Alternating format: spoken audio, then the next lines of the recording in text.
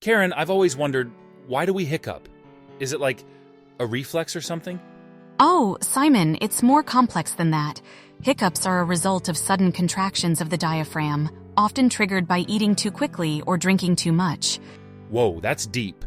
But what about the whole hold your breath thing? Does that actually work? Well, the hold your breath method can work, but it's not a guaranteed solution.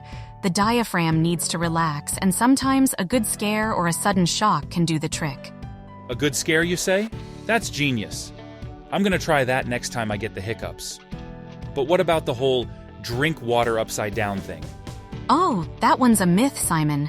There's no scientific basis for it, but I do recommend trying the 5-10 deep breaths method. It can help calm down the diaphragm.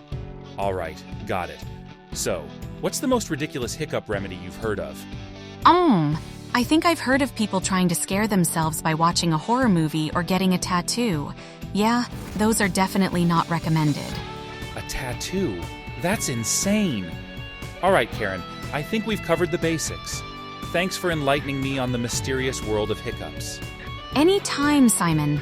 And remember, if your hiccups persist, it's always best to consult a medical professional.